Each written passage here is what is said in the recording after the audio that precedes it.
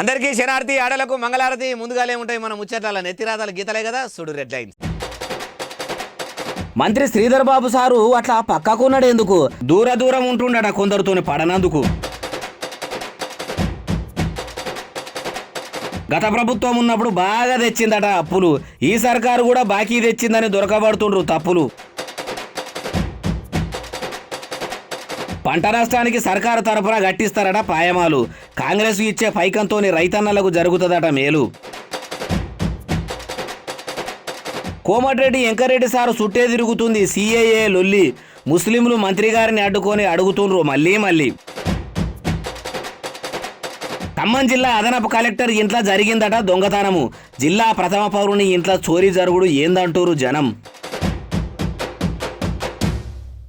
పాలువులు లెక్క కలిసిమెలిసి ఉండే కాంగ్రెస్ మంత్రులు అల్లం బెల్లం అన్నట్టు ఉంటున్నారట. ఒకరు ఎడ్డెమంటే ఇంకొకరు తెడ్డెమన్నట్టు ఉంటున్నారట.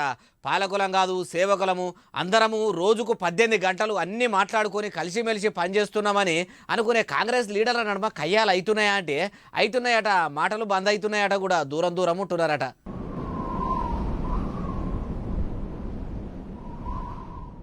కాంగ్రెస్ అంటే కయ్యాల పార్టీ అని ఎప్పటి సందో పేరున్నది. కలిసిమెలిసి ఉంటే ఆ పేరు ఏడ పోయేటట్టు ఉన్నది అనుకున్నారా? ఎట్లా మంత్రులు మాత్రం ఎడమొఖం పెడమొఖం పెట్టుకొని తిరుగుతున్నారట. బస్సుల మంత్రి పొన్నం ప్రభాకర్ అన్నకు ఐటీ మినిస్టర్ దుద్దిల శ్రీధర్ బాబుకు ఇద్దరి నడుమ గుగ్గిలము ఊది పొగేసి అగ్గిరాజేసినట్టే లోపట పొగ మూసినట్టే కయ్యం ముదురుతున్నదట. గట్లెట్లయితదని అందరూ అనుకుంటుంటే రాజ్భవన్ కాడ ఇగో ఇట్లా అయింది. కొత్తగా వచ్చిన గవర్నర్ సిపి రాధాకృష్ణన్ సారు బాధ్యతలు ఎత్తుకున్నాడని తెలిసి ముఖ్యమంత్రితోని పాటు మంత్రులంతా కూడా హాజరు పడ్డారు కదా. ఇగో పోటవదిగే కాడ మంత్రులు ముచ్చట్లు పెట్టుకుంటారు. Ponguleti Srinivasa Reddy sir, Uttam Kumar Reddy sir, Ponnam Prabhakar sir, Tummala Nageswara Reddy sir నలుగురు కూడా ఒక్క దగ్గరికి వచ్చి గుసగుస పెడుతుండ్రు, కిసకిస నవ్వుకుంటురు.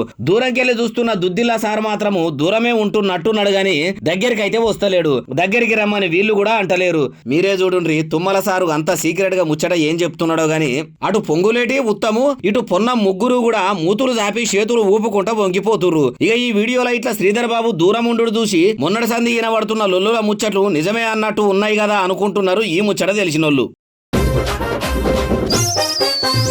అప్పులు చేసిండ్రని కేసీఆర్ను పండో అని ఎత్తుక తిరుగుతుర్రు. అప్పులు చేయండి ఎవరు, కుప్పలు పెట్టండి ఎవరు అని మాజీ వ్యవసాయ మంత్రి నిరంజన్ రెడ్డి సారు మలి సర్కారు మీద మామూలు గరం అయితలేడు. మసిగూసి మారేడుకాయ చేస్తే మారేడుకాయ అవుతుందా అన్న తరీకలా అంటున్నాడు నిరంజన్ రెడ్డి సారు. ఇక నిజాలు చెప్పుండ్రు. ఇప్పుడు తెచ్చిన అప్పుల మొత్తం మీద కేసీఆర్ ఇంటికి తెచ్చుకున్నట్లే వాడుకున్నట్లే దుష్ప్రచారం చేసి చాలా నీచంగా చులకనగా మాట్లాడి ప్రజలను రెచ్చగొడుతారు కదా. మరి 100 రోజులకే 16,400 కోట్లు ఎట్లా చేస్తారు మీరు?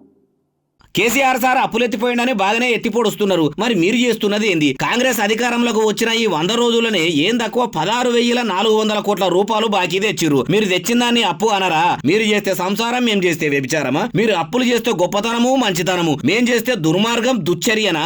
ఎట్లా రేవంత్ రెడ్డి గారు రేపకల్లా ఈ అప్పులు మీరు ఎందుకు చేసిండ్రని అడిగితే ప్రజలకు ఏమని సమాధానం చెప్తారు? ఇదేనా మీరు పాలకులం కాదు సేవకులమని ఇమానం తిని ఇందిరామ రాజ్యంలో ఇబ్బందులు లేకుండా చేస్తామని చెప్తిరి. ఇన్ని కోట్ల అప్పు చేసి ఇప్పుడేమో గత ప్రభుత్వం అప్పులని డ్రామాలు ఎందుకు సారు అన్న తరీకలు అనుకొచ్చిండు. ఏ పార్టీ సర్కారు ఏలుబడిలో ఉన్నా ఖజానా వెంచింది లేదు గాని అప్పులు మాత్రం కుప్పలు తెప్పలుగా చేస్తురు అంటురు ఈ ముచ్చటిన్నోళ్ళు. రాళ్లవానలతో పంట నష్టపోయిన రైతులను ఆదుకుంటామని వ్యవసాయ మంత్రి తుమ్మల నాగేశ్వరరావు సారి చెప్పిండు. వ్యవసాయ అధికారులను పిలుచుకొని మీటింగ్ కూడా పెట్టిండట.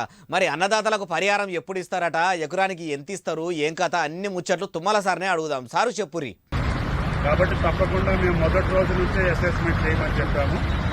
ఎంత నష్టపోతే అంతమంది రైతులకి తప్పకుండా నష్టపరిహారం ఇచ్చే బాధ్యత ఈ రాష్ట్ర ప్రభుత్వం. ఇన్నరా పాత సర్కారు లెక్క నష్టపరిహారం ఇస్తామని చెప్పి ఊకునే ప్రభుత్వం మాది కాదు. మాట ఇచ్చినామంటే తప్పము. మడమ దింపుడు అనేది మా ప్రభుత్వానికి తెలియదు. వానమొగులు అయినప్పటి సందే అధికారులకు ముందే చెప్పి పెట్టినము. వానలతో నష్టపోయిన ప్రతి రైతును ఆదుకుంటామని చెప్పుకొచ్చిండు. ఎకరానికి ఎంత ఇస్తామనే ముచ్చటను అయితే చెప్పలేదు. కాబట్టి ప్రతిపక్షాలు డిమాండ్ చేస్తున్న ఎకరానికి 10,000 రూపాయలు ఇస్తే ఎంతో కొంత మేలు చేసినోళ్ళు అయితారు అంటారు ఈ ముచ్చట తెలిసినోళ్ళు. పంట నష్టపోయిన వాళ్లకు ప్రభుత్వం పాయమాలు కట్టించేదాకా బండి సంజయ్ సార్ కంటి నిండా నిద్రపోయేటట్టు లేను అన్న తరీకల అందరికీ హామీలు ఇస్తున్నాడు. ప్రభుత్వం అంటే సెంటర్ సర్కార్లో ఉన్నది కూడా మోడీ ప్రభుత్వం అనుకునేరు. కాదు రాష్ట్రంలో ఉన్న కాంగ్రెస్ సర్కారేనట. మరి సంజయ్ అన్న సౌమ్యంగా అడిగితే షై సర్కారు రమ్యంగానే స్పందిస్తుందా అంటే ఇక మీకే ఎరక, మీరే చెప్పాలి ముచ్చటిని. రుణమాఫీ కాలేదు, రైతు బంధు కాలేదు, ఏది నాకు ఏ ప్రభుత్వం అయినా ఏది సాయం చేస్తలేరు. ఏ సర్కారు సక్కదరంది కాదు అంటుందంటే సెంటర్లున్న బీజేపీ కూడా అదే బాపతి అన్నట్టు చెప్పిందా ఎట్లా ఏమో గానీ ఆమె బాధినాక బండి అన్న ఇట్లా అంటున్నాడు. డిమాండ్ చేస్తాము, కొట్లాడతాం. న్యాయం కోసం కొట్లాడతాం. కేసీఆర్ మొత్తం ముంచిండు, అది ఈ గవర్నమెంట్ గట్టిగా ఉంటాం, చేస్తారని నమ్మకం. సరే కొట్లాడతావు, సర్కారుతో కొట్లాడాలంటే నీతోనే అవుతుంది. అయితే వాయ గాని నువ్వు కొట్లాడేదాకా వీళ్ళని ఇట్లనే కండ్ల నీళ్లు తీసుకుంటా కడుపుల బాధను దాచుకోమాటవాయే. పోయినవు సర్కారును డిమాండ్ చేద్దువు గాని ఫస్ట్ ఓ 10,000 వాళ్లకు ఆసరైతే రామునికి ఉడత సాయం లెక్క ఉండకపోవురా. అరే మర్చిపోయినమే, ఎలక్షన్ కోడ్ అమల్లో ఉన్నదని అట్లా పైసలు ఇవ్వకుండా ఉట్టికి వచ్చినట్టున్నాడు. లేకపోతే బండాన్నేనా ఉత్తగొచ్చేది అంటున్నారు ఈ ముచ్చటిన్నోళ్ళు. కోమటిరెడ్డి వెంకటరెడ్డి సార్కు వచ్చిన బాధ ఏ పగోనికి పాలకురికి కూడా రావద్దు. ఇందిరామ్మ రాజ్యంలో ఇబ్బందులు పడుతున్న మినిస్టర్ కోమటిరెడ్డి సారే మలి సర్కార్ల మంత్రిని మడతపెట్టే తట్టే ఉండ్రాట. అగో కుదమసింహం లెక్క ఉండే కోమటిరెడ్డి సార్కు కాంగ్రెస్ ఏలుబడేలా కష్టాలా? ఏ ఊగయ బాలన్న ఉత్తముచ్చట్లు చెప్తావు అనేరు. చూసినాక బాలన్న నువ్వు బరాబ్బరే చెప్పినామంటారు. అగో ముస్లింలకు మంత్రి గారికి ఏదో లొల్లి పెద్దగానే అవుతున్నట్టున్నది. బాత్కారో అని బాదర్ల వాళ్ళనుడు. అరే మాట్లాడతా అని ఈయన అనుడు. జర ఆగువయా ఆగు, అరే ఉరుకులాడకు, జర మనిషికి తాత్పర్యం ఉండాలి, నిమ్మలంగా మాట్లాడు. చెప్పు పేద మనిషి, నువ్వు చెప్పు. తమ్ముడు ఆగనే ఆగుతలేడు, ఎందుకు మాట్లాడవు? నువ్వు మాట్లాడాలి. మంత్రి ఉట్టిగానే అయినవా అంటుంటే కోమటిరెడ్డి సార్కు ఒకటే పారి కోపం నశాలానికి ఎక్కినట్టున్నది. ఆపిండ్రని ఆవేశం ఉన్నా గాని అంతా అదిమి పట్టుకుని మీదికి సముదాయిస్తున్నాడు. అంతలోనే వెనకరీల పడ్డ అన్న ఎగురుతుంటే ఏ ఆగు నడమల నీళ్ళొల్లేంది, ఏంది వా నేనేం మాట్లాడతా, బాత్కార్ అని చెప్తున్నావు. నేను నై బాత్కారే వెనక నిలబడి ఎగేసి నన్నే ఇరికిద్దామని చూస్తున్నావా నువ్వు?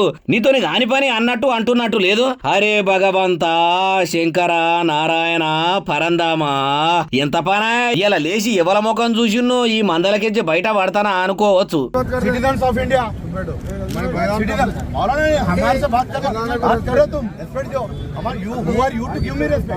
పంచాయతీ ఇంత పెద్దగా అయితేనే ఉన్నది. నువ్వు ఇండియన్ సిటిజన్ అయినా తెలంగాణ బిడ్డవైనా నేనైతే నోరు తెరిచి ముచ్చడైతే చెప్పా అన్న తరీకలనే పట్టుదల మీద ఉన్నట్టున్నాడు. నాకు తెలుసు మీరు నన్ను బదనాం చేస్తేందుకే ఇట్లా సిఏఏ మీద మాట్లాడాలని బదలరా ఇట్లా నన్ను నిలబెట్టిండ్రని మనసులో మసులుతున్నా గాని మామూలుగానే ఉండు. ఇక అంతట్లనే పోలీసులు రంగంలకు దిగిర్రు, ఎక్కడోళ్ళని అక్కడ సాగదోలిర్రు. కానీ చూసిర్రా 10 నిమిషాలు అందరు కలిసి ఒక్కరిని తిర్రమర్ర చేసినా గాని కూడా తిరిగా మాట్లాడకుండా ఒక్క మాట మీదనే ఉన్నాడంటే కోమటిరెడ్డి వెంకటరెడ్డి సార్ ఓపికకు తారీఫు చేయవలసిందే అంటారు ఈ ముచ్చటిన్నోళ్ళు. ఈషా ఫౌండేషన్కు పెద్ద దిక్కై నడిపిస్తున్న సద్గురు స్వామీజీకి ఆపరేషన్ అయిందట. భూమిని కాపాడదామని ఎప్పటికీ చెప్పుకుంటా అరార శంభో శంకర అనుకుంటా ఎగిరి దుక్కుకుంటా గుండ్రాయి లెక్క గట్టిగుండే సద్గురుకు సడన్గా ఏమైంది, ఎందుకు ఆపరేషన్ చేసిర్రో హాస్పిటల్ దాకా పోయి మనం కూడా అరుచుకుందాం పారి. The Apollo Hospital neurosurgeons cut through my skull and tried to find something and found nothing. ఢిల్లీలోని అపోలో ఆసుపత్రిలో ఆపరేషన్ చేయించుకున్నా. నెత్తురు గడ్డగట్టినట్టున్నదట, బొక్క దొడ్డుగా అయిందట.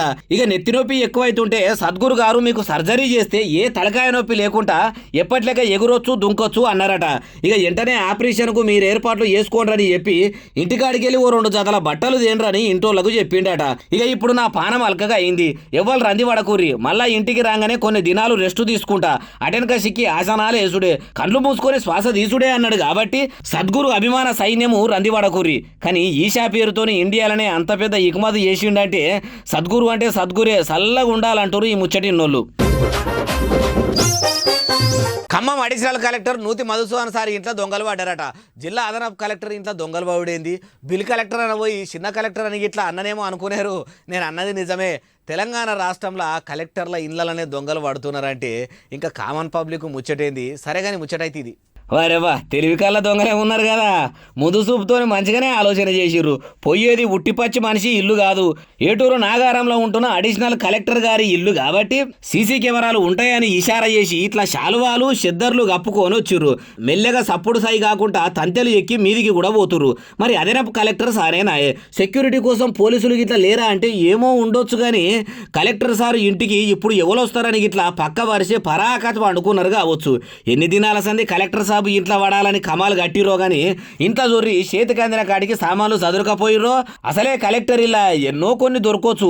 పొద్దుగల లేచి చూసేసరికి ఏమున్నది, సీసీటీవీలో చెద్దర్లు కప్పుకొని తిరుగుతున్న దొంగల భాగవతం చూసి భయపడి పోలీసులకు ఫిర్యాదు అయిందట కలెక్టర్ సాబు. కలెక్టర్ సారే కంప్లైంట్ ఇచ్చిండు కాబట్టి కంటి మీద కునుకు లేకుండా కష్టపడి కాకీలు ఆ దొంగలను దొరకబడతారు కావచ్చు అంటుర్రు ఈ ముచ్చట తెలిసినోళ్ళు. 10వ తరగతి పిల్లగాడిని పరీక్షలు రాపించేందుకు ఓ అమ్మ ఇంటికాడికి వెళ్ళి ఎగ్జామ్ సెంటర్కు ఎత్తుకపోతున్నది. పరీక్ష అయిపోయాక మళ్ళీ ఇంటికి ఎత్తుకొస్తున్నది. ఎల్కేజీ పిల్లగాడిని ఏడుస్తుంటే ఎత్తుకపోయి స్కూల్లో దించినట్టే ఎత్తుకపోయి ఎత్తుకోచుడు ఏంది అంటారా? ఈ ముచ్చట ఇన్నాక వారెవ్వా అమ్మ ప్రేమ ముంగట అన్ని బలాదూరే అంటారు. ఆటో దిగి నడుచుకుంటూ వస్తున్న ఈ అమ్మని 10వ తరగతి చదివే పిల్లగాన్ని సంటి పిల్లగాని లెక్క ఎత్తుకొచ్చి పరీక్షలు రాపిస్తున్నది. అగో కుర్చీ మీద కూర్చున్న ఆ తమ్ముడే 10వ తరగతి పరీక్ష రాస్తున్నాడట. మరి ఎందుకు పరీక్షలు రాయా అని అడిగితే ఎత్తుకపోయి ఎత్తుకొస్తా రాబిడ్డ, ఎగ్జాములు అయితే రాయి అని అమ్మ చెప్పిందా అంటే కాదు ఆ పిల్లగాడు పుట్టుకతోనే కాళ్ళు రెక్కలు చక్కగా లేకుండా ఉన్నాడట. ఎటు పోవాలన్నా అమ్మనే ఎత్తుకపోతుందట, ఎత్తుకొస్తుందట.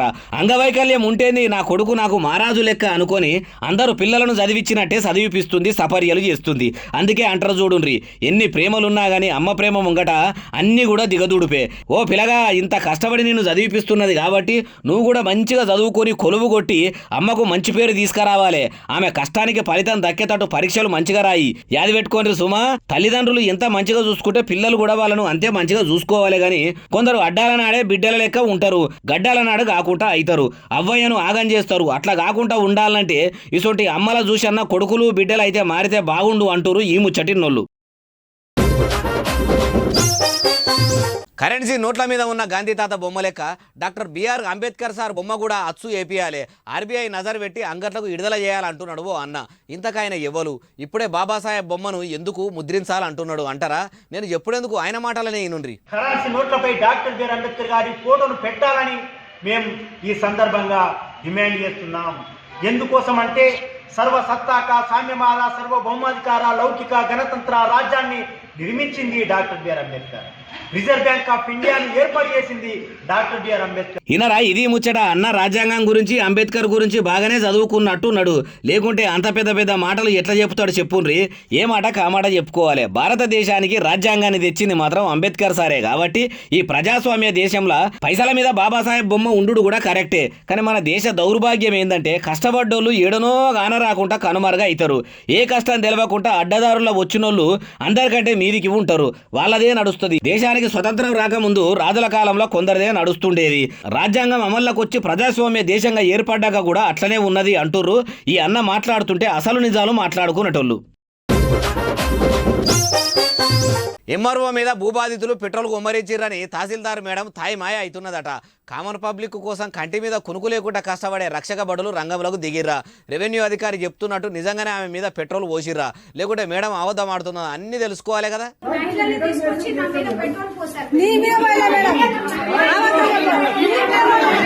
నా పానం తీయాలని మనసులో పెట్టుకొని ప్లాన్ తోటే ప్లాస్టిక్ డబ్బాల పెట్రోల్ తెచ్చి నా మీద పోసిండ్రని జోగులాంబ గద్వాల జిల్లా ఐజా ఎంఆర్ఓ జ్యోతి మేడం అంటున్నది. అవతల దిక్కు ఉన్న భూబాధితులము అనేటోళ్ళేమో లేదు నీ మీద పోయలేదు మా మీద పోసుకున్నామని వాళ్ళు అంటుర్రు. ఈ ముచ్చటెరకైన పోలీసులు ఎంటర్ అయ్యి ఎంక్వైరీ చేస్తుర్రు. కానీ పెట్రోల్ నా మీద పోసిండ్రని అంటున్న ఎంఆర్ఓ మేడము పని ఇడిచిపెట్టుకొని వచ్చి మీ మీద పెట్రోల్ పోయనీకి వాళ్ళేమన్నా మీ పాలో లాపాగోళ్ళ? అన్నదాతలకు ఆకలితోని ఉన్నోళ్లకు అన్నం పెట్టుడే వస్తుంది కానీ పగతోని పానాలు తీసుడైతే వాళ్ళకు తెలియదు. అయినా ఈ నడమల అధికారులు లంచాలకు మరిగి ప్రజలను పట్టి పీడిస్తున్నారట జనిగల్ లెక్క. మీరు అట్లా కాదని కూడా అంటుర్రు. ఎంఆర్ఓ ఆఫీసులని ఆత్మహత్య చేసుకునేదాకా పోయిండ్రంటే వాళ్ళ బాధ కూడా అరుచుకోకపోయిర్రు మేడము అంటుర్రు ఈ ముచ్చట తెలిసినోళ్ళు. మంచిగా నిగరిగా ఉన్నాయని చెప్పి మామిడి పండ్లు ఇట్లా కొంటురా, అసొంటి పండ్లు కొనుక్కుంటారా అంటే మీరు రోగాలు కూడా ఫ్రీగా కొనుక్కున్నోళ్ళే అవుతారు. అగో తాదా మామిడి పండ్లు కొంటే రోగాలు వచ్చుడు ఏంది అంటారా? మామిడి పండ్లను కూడా కొందరు శరం తప్పినోళ్ళు మాయక ముందే మాగిచ్చినట్టు మగ్గిచ్చి అమ్ముతున్నారట. ఎట్లనో ఇక చెప్తా పారి.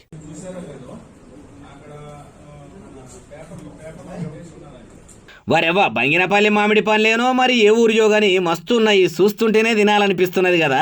ఉగాది పండుగ కూడా రాలేదు, మామిడికాయలు ఇప్పుడే పండ్లు పాకానికి వచ్చినాయా అంటే అవి పాకానికి రాలేదు, పక్వానికి రాలేదు.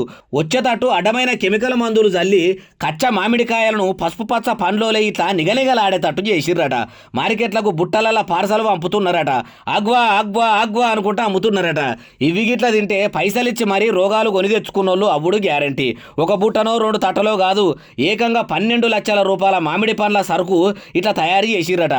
మరి తువ్వల పంట పోతుంటే మామిడి పండ్లు మంచిగా ఉన్నాయి, ఇంటోళ్ళకు పట్టుకపోదామని కొనుక్కపోతే మట్టుకు ఇంటోళ్ళ పానాలు మీరే తీసినోళ్ళు అవుతారు. కాబట్టి అంతగానం పండ్లు తినాలనిపిస్తే తోటకాడికే పోయి తెలిసినోళ్ళ దగ్గరనే తీసుకోవాలి తప్పితే బయట ఏడన కొందామన్నా భయమే ఉన్నది. పోన్రి అట్లా మందులు కొట్టేటోళ్ళ నోట్లే ఆ మందే కొట్టి శిక్షలు చేసి బహిరంగంగా వీడియోలు పెడితేనన్నా కొందరు కల్తీగాలకు బుద్ధి వస్తుందేమో అంటారు ఈ ముచ్చట తెలిసినోళ్ళు. కానీ అట్లా చేయొద్దు కదా, చట్టానికి విరుద్ధం అవుతుంది. ఇగో ఇవి అలానే తెచ్చిన ముచ్చటెట్టునే అసలు నెలే మలమల తెస్తానే ఉంటాం, మంచి మంచిగా వినిపిస్తూనే ఉంటాం. మీరు మాత్రం బాగా ఎస్ఎస్సీ డిజిటల్ సబ్స్క్రైబ్ చేస్తారు, కమెంట్ చేస్తారు, లైకులు చేస్తారు, ఇట్లనే ఆదరిస్తారు. ఉంటా మరి సెలవు, శనార్థి, దండం, పబ్బతి, ఇంకేమైనా ఉంటే అన్ని.